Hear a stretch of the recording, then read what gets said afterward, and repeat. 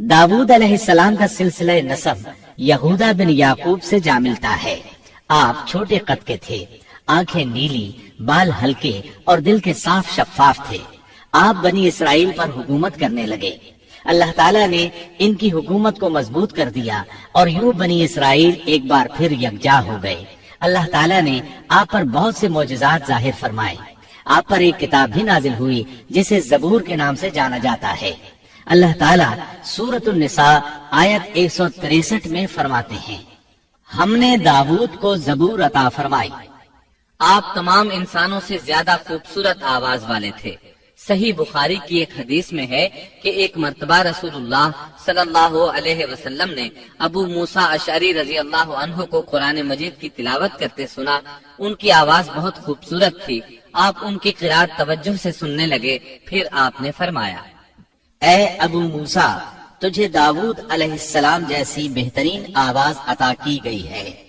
अल्लाह ताला ने आपकी आवाज को भी एक मौजज़ा बना दिया, और वो ऐसे कि जब दाऊद अलैहिस्सलाम जबूर की तिलावत करते तो पहाड़ उसको सुनकर आपके साथ तस्बीह शुरू कर देते, और जब परिंदे ये आवाज सुनते तो उनके पास आकर अपनी गर्दनें झुकाकर बैठ जाते और तस्बीह में उनके साथ शामिल हो जाते, अपनी जगह से हरकत भी न करते।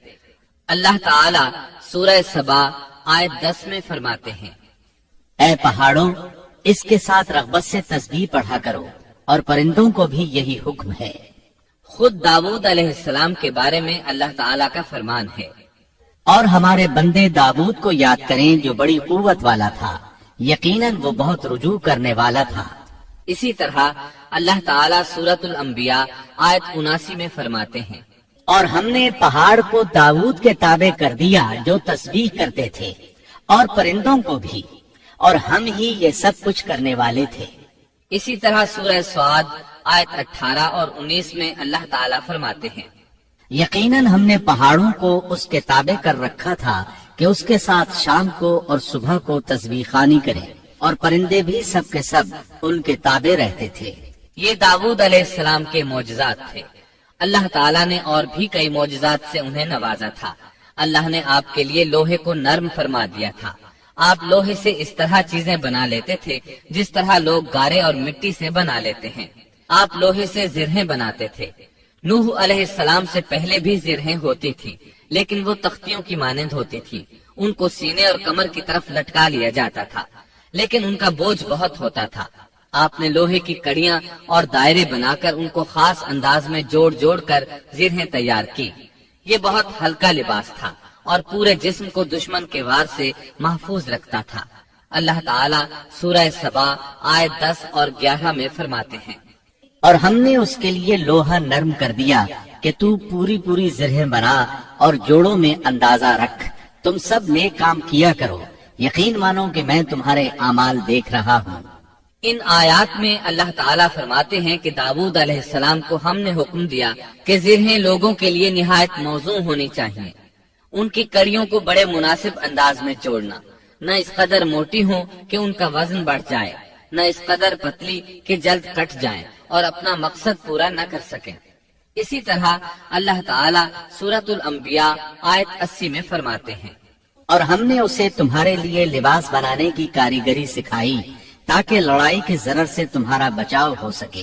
क्या अब तुम शुक्रगुजार बनोगे? बहरहाल इस सनद के मूजिद दाऊद अलैहिस्सलाम हैं। अल्लाह ताला ने आपकी हुकूमत को खूब मजबूत किया, आपको जबरदस्त फजाइल और मौजज़ात से माला माल किया। अल्लाह ताला सूरत स्वाद आयत 20 में फरमाते हैं, और हमने उसकी सल्तनत को मजबूत कर दिया था और उसे हिकमत दी थी और बात का फैसला समझा दिया था। आप लोगों के दरमियान निहायत आदिलाना फैसले फरमाते थे। आप नबी भी थे, बादशाह भी और काजी भी। आपकी हुकूमत के मुतालिक कई अहकामात नाजिल हुए।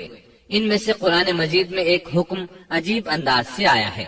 हुआ यूं कि आपने इबादत और अदालत के लिए औकात मुकर्रर कर रखे थे। इबादत के लिए एक जगह बनवा रखी थी। दिन में फैसले करते, रात को इबादत। जब इबादत करते तो किसी को उनके पास आने की इजाजत नहीं थी। एक रोज ऐसा हुआ कि 2 आदमी बगैर इजाजत अंदर आ गए। दरवाजा बंद था, लेकिन वो दीवार फांद कर अंदर आ गए। आप डर गए कि कहीं हमला आवर न हो। اللہ تعالیٰ سورۃ صاد آیت 21 اور 22 میں فرماتے ہیں، اور کیا تجھے جھگڑا کرنے والوں کی بھی خبر ملی جبکہ وہ دیوار پھاند کر محراب میں آ گئے؟ جب یہ داؤد کے پاس پہنچے تو وہ ان سے ڈر گئے۔ وہ کہنے لگے، خوف نہ کیجیے، ہم مقدمہ کے دو فریق ہیں، ہم میں سے ایک نے دوسرے پر زیادتی کی ہے، لہٰذا آپ ہمارے درمیان حق کے ساتھ فیصلہ کر دیجئے اور ناانصافی نہ کیجیے اور ہمیں سیدھی راہ بتا دیجیے۔ داؤد علیہ السلام نے فرمایا، بتاؤ تمہارا کیا مسئلہ ہے؟ ان میں سے ایک نے کہا، یہ میرا بھائی ہے، اس کے پاس 99 دمبیاں ہیں اور میرے پاس ایک ہی دمبی ہے، لیکن یہ مجھ سے کہہ رہا ہے کہ اپنی یہ ایک بھی مجھے دے دے اور مجھ پر بات میں بڑی سختی برتتا ہے۔ اس آیت کی تفسیر میں ہے کہ ایک دمبی والے بھائی نے کہا، یہ میرا بھائی بہت چالاک ہے، برے طریقے سے بات کرتا ہے، کہتا ہے کہ میری دمبیاں چرنے جاتی ہیں تو اس اپنی ایک دمبی کو بھی ان کے ساتھ بھیج دیا کرو۔ جب میری دمبی اس کی دمبیوں کے ساتھ آنے جانے لگ گئی تو اب یہ کہتا ہے کہ یہ بھی میری ہے، اب میں خالی ہاتھ ہوں، اس طرح میں اس کے ظلم کا نشانہ بن چکا ہوں۔ داؤد علیہ السلام نے فوراً کہا، اس کا اپنی دمبیوں کے ساتھ تیری ایک دمبی ملا لینے کا سوال واقعی تیرے اوپر ایک ظلم ہے، اور اکثر حصے دار اور شریک ایسے ہی ہوتے ہیں کہ ایک دوسرے پر ظلم کرتے ہیں، سوائے ان لوگوں کے جو ایمان لائے اور جنہوں نے نیک عمل کیے، اور ایسے لوگ بہت ہی کم ہیں۔ داؤد علیہ السلام نے دوسرے بھائی کی بات سنے بغیر ہی اسے ظالم ٹھہرا دیا۔ آپ کا فیصلہ سنتے ہی دوسرا بول اٹھا، آپ نے میری بات تو سنی ہی نہیں اور فیصلہ دے دیا، پہلے آپ میری بات تو سنتے۔ داؤد علیہ السلام فوراً بھانپ گئے کہ ان سے غلطی ہوئی ہے اور سمجھ گئے کہ یہ اللہ تعالیٰ کی طرف سے آزمائش ہے۔ آپ نے فوراً توبہ کی، اللہ کی طرف رجوع کیا اور استغفار کرنے لگے۔ اور داؤد سمجھ گئے کہ ہم نے انہیں آزمایا ہے، پھر تو اپنے رب سے استغفار کرنے لگے اور عاجزی کرتے ہوئے سجدے میں گر پڑے اور پوری طرح رجوع کیا۔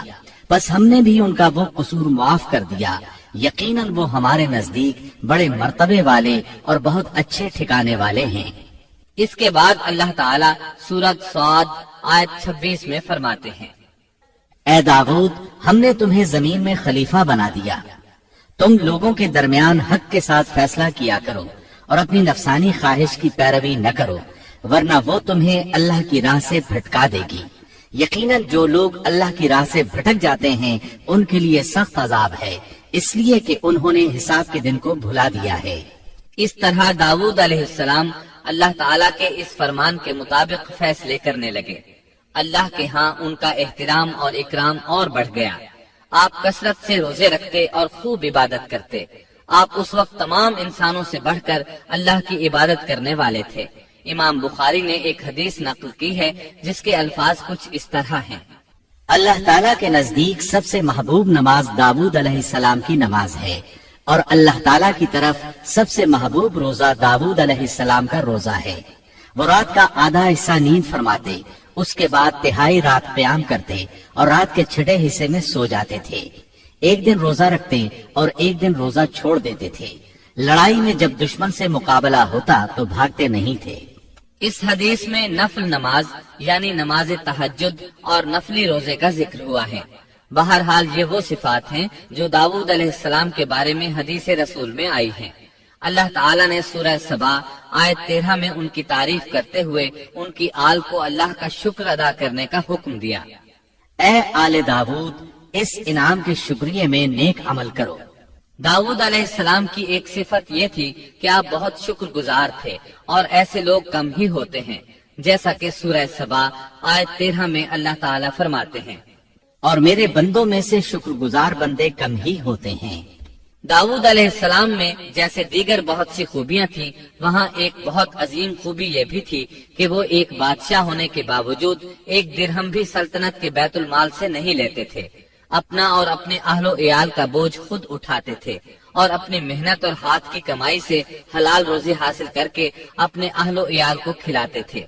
داؤد علیہ السلام کی اس عظیم صفت کو نبی کریم صلی اللہ علیہ وسلم نے یوں بیان کیا ہے، صحیح بخاری میں ہے، کسی انسان نے اس شخص سے بہتر روزی نہیں کھائی جو خود اپنے ہاتھ سے کما کر کھاتا ہے۔ اللہ کے نبی داؤد علیہ السلام بھی اپنے ہاتھ سے کام کر کے روزی کھایا کرتے تھے۔ بعض مفسرین بیان کرتے ہیں کہ داؤد علیہ السلام دعا مانگا کرتے تھے کہ اے میرے اللہ، کوئی ایسی صورت پیدا کر دے کہ میرے لیے ہاتھ کی کمائی آسان ہو جائے، کیونکہ میں بیت المال پر اپنا بوجھ نہیں ڈالنا چاہتا۔ تو اللہ تعالیٰ نے آپ کی اس خواہش کو اس فضیلت کے ساتھ قبول فرمایا کہ ان کے ہاتھ میں لوہے کو موم کی طرح نرم کر دیا، جس سے وہ زرہیں بناتے اور انہیں فروخت کر کے اپنے اہل و عیال کی کفالت کرتے۔ داود علیہ السلام نے کتنی عمر مبارک پائی، اس میں اختلاف ہے۔ چنانچہ اس کے متعلق مورخین کے اقوال کے علاوہ کوئی مستند بات نہیں ملتی۔ عبداللہ بن عباس رضی اللہ عنہما فرماتے ہیں کہ داود علیہ السلام کی وفات ہفتے کے دن اچانک ہوئی۔ وہ ہفتے کے دن مقررہ عبادت میں مشغول تھے اور پرندے قطارے باندھے ان پر سایہ فگن تھے کہ اچانک اس حالت میں ان کا انتقال ہو گیا۔ اس کے بعد آپ کے فرزند ارجمند نے امور سلطنت کو سنبھال لیا۔ یہ سلیمان علیہ السلام تھے۔